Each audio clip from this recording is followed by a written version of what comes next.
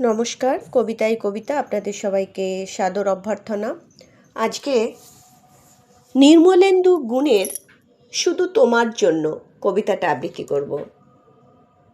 কতবার যে আমি তোমাকে স্পর্শ করতে গিয়ে গুটিয়ে নিয়েছি হাত, সে কথা ঈশ্বর জানেন। তোমাকে ভালোবাসার কথা বলতে গিয়েও কতবার যে আমি সে কথা বলিনি, সে কথা আমার ঈশ্বর জানেন। তোমার হাতের মৃদু কড়া নাড়ার শব্দ শুনে জেগে উঠবার জন্য দরজার সঙ্গে চুম্বকের মতন আমি গেঁথে রেখেছিলাম আমার কর্ণযুগল। তুমি এসে আমাকে ডেকে বলবে, এই ওঠো, আমি আমি আর আমি কি শুনলাম? এমন উল্লাসে নিজেকে নিক্ষেপ করব তোমার উদ্দেশ্যে।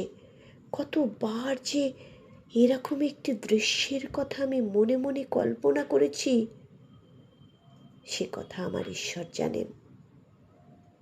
আমার চুল পেকেছে তোমার জন্য, আমার গায়ে জ্বর এসেছে তোমার জন্য। আমার ঈশ্বর জানেন আমার মৃত্যু হবে তোমার জন্য।